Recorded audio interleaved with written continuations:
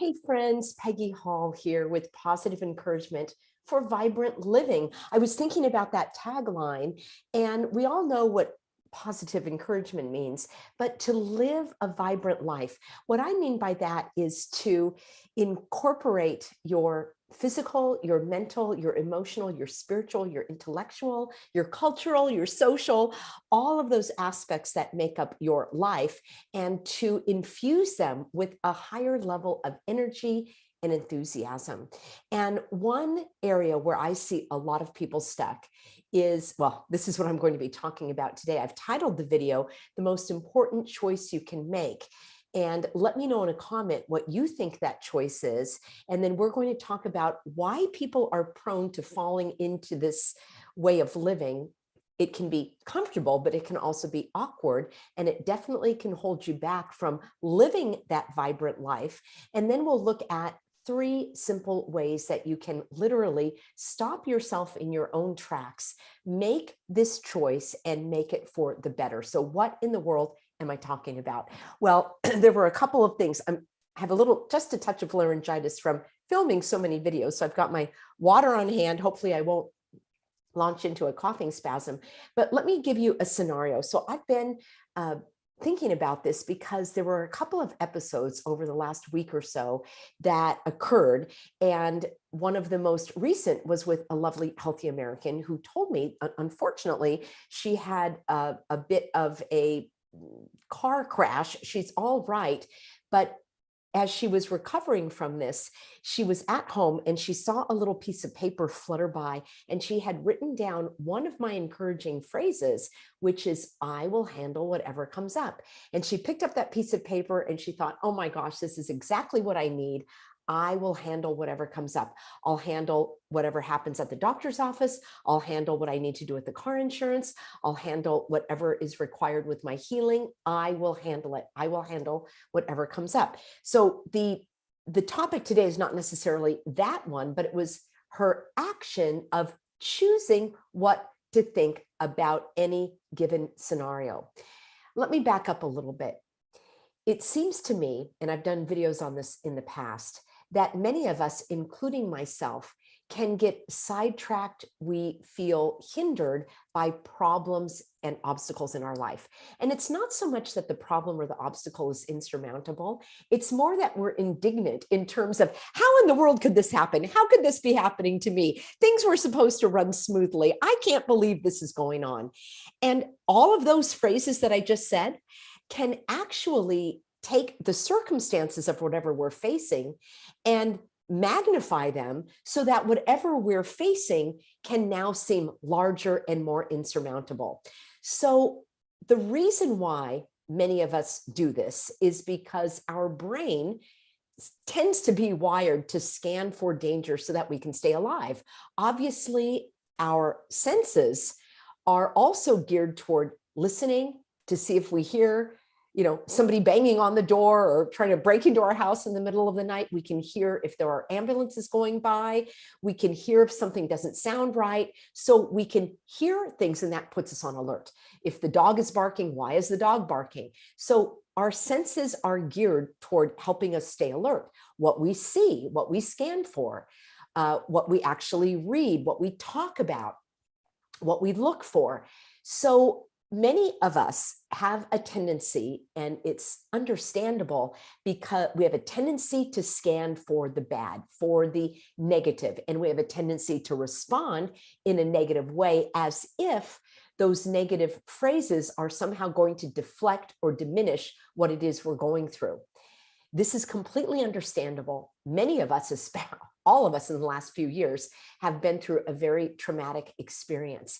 And when we have been through trauma, and many people have been through, you may even say, worse trauma in preceding years. Some people have gone through it in childhood, and that puts them on this high alert for, the expression, waiting for the other shoe to drop. Uh-oh, what's going to happen next?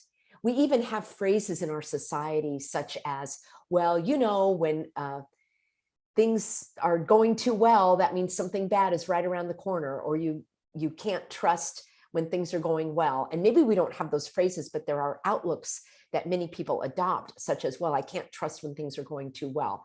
Many people live that way as if good things are going to bring bad things. I'm using these as broad examples to illustrate that it's very common, it's understandable, it's very, I would say, normal, although not natural, for us to constantly be on alert and to only see the negative.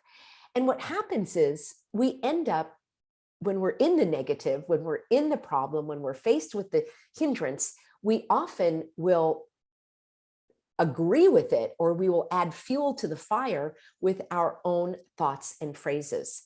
Sadly, a lot of these are targeted at ourselves. So an example would be somebody picking something up and dropping it. And instead of saying, whoops, and picking it up, they'll say, I'm such a klutz. I'm always dropping things. Oh, I'm so uncoordinated.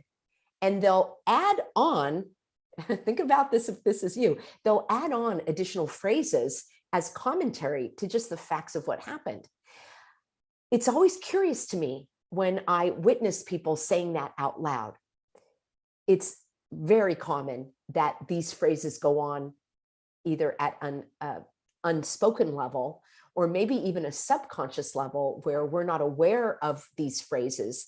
You may drop the bottle and not say out loud, oh, I'm such a klutz. But inside you're thinking, I'm such a klutz. I hope nobody saw that. Oh my gosh, I'm such an embarrassment to myself. Or maybe you are even playing the phrases that you heard when you were growing up from your family, from your siblings, from your friends, from teachers. And it's very, very damaging for us as adults to keep those messages going. So I'm going to share with you in just a moment a very simple way of stopping that in the tracks. And this is why it's the most important choice you can make, which is, what are the words and phrases that you're saying to yourself? When I brought this to a loved one's attention, the person said, oh my gosh, I had no idea that I was thinking these things. I was doing it really without noticing. So the number one I've got ABC, the number one is awareness, being aware of what you are thinking and what you are saying to yourself. And that takes simply a moment of reflection. So I think of this little exercise, I use the acronym ABC. So A is awareness, aware. What am I thinking? What am I saying? Why am I saying it? The B is just let it be. You don't even have to really analyze it too much. Just notice it and be with that phrase. And notice, do I like that phrase? Do I like how I'm talking to myself? Does it make sense that I'm saying these things? Are these things even true? Am I a klutz, or did I simply drop a water bottle? Am I making a mountain out of a molehill? And if so, well, that might take a little deeper digging, but for the moment, we can just say, do I want to say that to myself? Do I want to feel this way in response to these phrases? And then that brings us to the C, or do I want to choose a different response? So with my loved one, there was a scenario where something happened completely out of the person's control, but they were faced with this situation of, what am I going to do now? Rather than take it as a personal insult, like somebody's out to get me, or I should have known better, or why did this happen to me? Simply taking it at face value, here's what happened. And then here's the most brilliant display of what I saw. The person saying, wait a minute, I get to choose how I respond to this. I get to change the way I think about this. I am going to change the way I think about this. And pacing back and forth, saying these things, I'm going to choose to look at this differently. How can I look at this differently? So it may take a little time for you to work through that, but it was so brilliant to witness this first experience of vivid awareness of, hey, I don't have to default to this self-criticism and self-loathing because of a problem or a hindrance that I'm faced with. So it's as simple as that. It actually is simple. You can choose how you think about a scenario. You can choose, in fact, you always choose, you don't even know it. You're always choosing how you respond to a situation. And you have the superpower really to change those thoughts, those phrases, those words, and those responses. And it literally can be done in a split second. You don't need to go through years of therapy. You don't need to concentrate on this. You just need to notice what you are saying to yourself or even out loud in any scenario. So let's say that you, I don't know, you left your wallet at home and you're driving to the bank. You get to the bank, you realize I don't even have my wallet. And you show up, and at the teller, you say to the teller, oh my gosh, I'm such an idiot. I can't believe I left my wallet at home. There's an example. You added commentary, negative, harmful, self-critical commentary to a fact. And the fact is, I left my wallet at home. That's all you need to say. And you can, if you want to change the way you think about that and what you say to yourself, you can say, I'm glad this happened. Now I will be more aware next time. This is an opportunity for me to grow. Many people leave their wallets behind. I'll probably do it again. And I'm glad that I can go home and get my wallet. Maybe this was God's protection, and because I have to go home and get my wallet, I'm not going to be confronted with some other uncomfortable, awkward situation. So this is how I personally, and I don't do it perfectly, don't get me wrong. This is something that I am aware of on an ongoing basis. And you probably have been in a scenario where you are cringing when you hear a person out loud criticize themselves. Grown adults that have been on the earth for a long time, 40s, 50s, 60s, and beyond. I could see maybe a youngster is parroting what they hear the parent say, but we are adults. We do not have to rely on what anyone else thinks of us, says to us, or any of those patterns that were created in the past. I do recommend making a list of some helpful phrases that are sincere, that you can rely on and have literally in your pocket, just like a pocket phrase. You can write it down and literally have it in your pocket or in your purse or next to your computer or on your bathroom mirror. And when you are faced with things that in the past you would have criticized yourself for, you would have said, I'm such a klutz, I'm such an idiot, I can't believe it, here we go again, how could I have been so stupid? You are going to notice that, and you're not even going to criticize yourself for that, because that's more criticism. So don't criticize yourself by saying, oh my gosh, there I go again, criticizing myself. No, I did not say that whatsoever. You're going to be aware of it. And then you're just going to be with that phrase. And you're going to consider, is this something that I actually want to tell myself? You are in charge. And it's highly likely that you will, as a compassionate, caring adult who has the power to choose another way, to choose a different response, to change how you think about things, you can say, I don't want to take this on. No, that's not how I want to talk to myself. So you'll have these phrases that you can substitute. Now, they need to be sincere.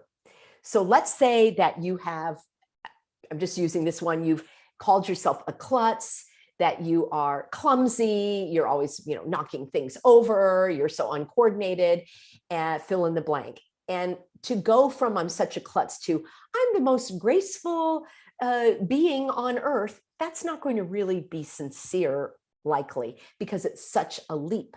But if you were to say things such as, I'm becoming more aware of how I move. I am going to be more aware of how I place things.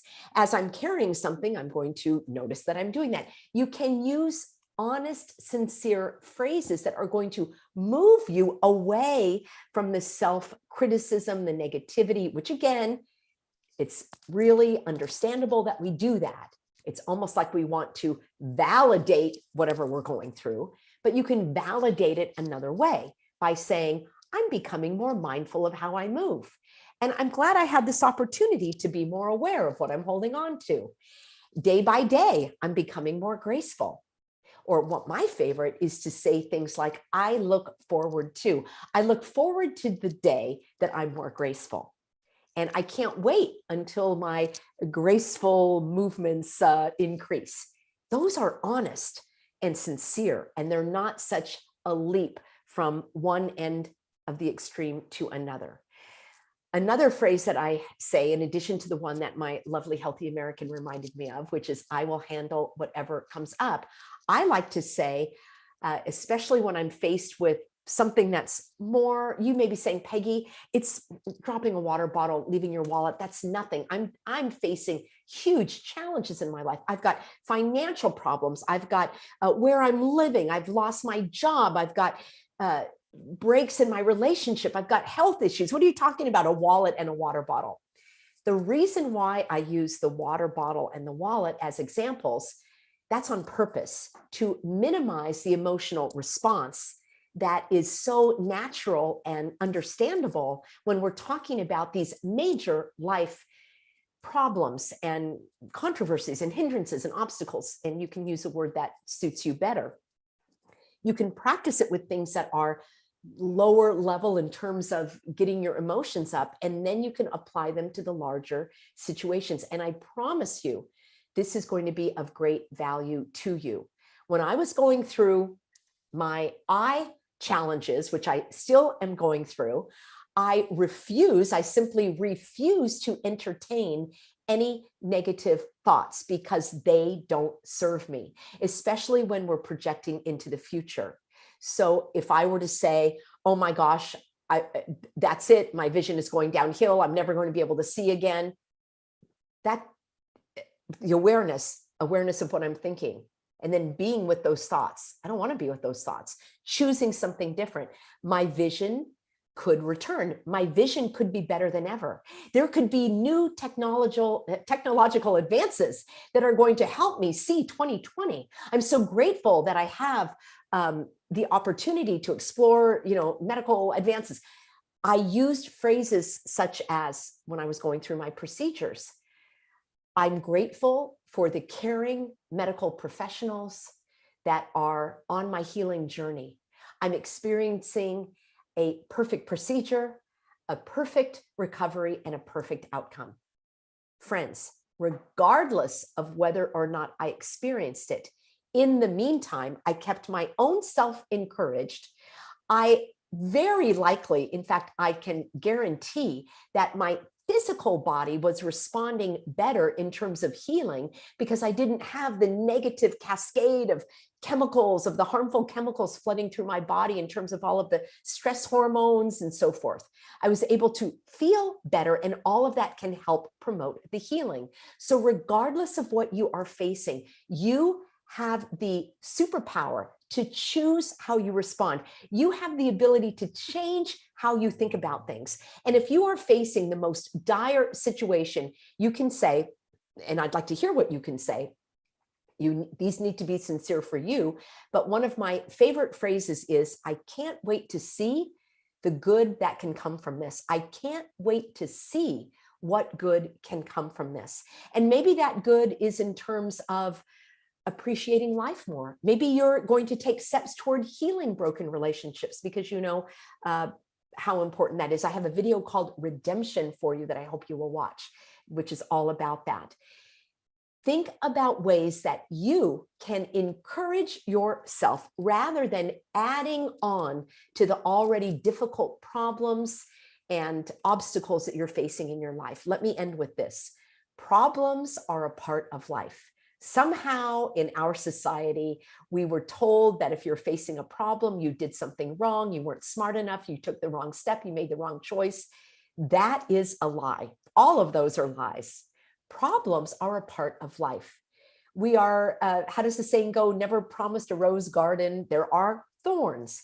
There are always things that we are going to be faced with. And just acknowledging that these problems are not necessarily of your own doing. There may be other things that happened in these circumstances that were not within your control. I look at the lawsuit that I've been involved in and the rulings of which we do. I forgot to talk about that in the Saturday private webinar, but I will be bringing you some updates on that. The fact is, I can only do my part and the others are doing their actions. I have no control over their actions. So often circumstances are not of our own doing. And to be frustrated and aggravated and irritated and outraged, and I know that I do get outraged over the circumstances, it's understandable. But to pile on top of those already aggravating circumstances with negative self-talk and self-criticism instead of self-encouragement, my loved one said, I didn't even know I could encourage myself. I didn't even know that was an option. I thought that I had to speak poorly about myself and to myself to sort of prove the how important this scenario was. It's almost as if complaining and criticizing makes the issue matter, that somehow now it's more important and it really matters. We can still acknowledge the severity of what we're going through without piling on all of the suffering with our words, with our phrases, with our choices, instead of just dealing with the problem and the obstacle that is there ahead of us. I can't wait to read your comments, your encouraging phrases that you share, that you can share with us and that you say to yourself. Make a list of those and watch some of my previous videos about self-encouragement versus self-criticism. It's always the way, my friends. And I hope that this has been an encouragement for you on your path to vibrant living.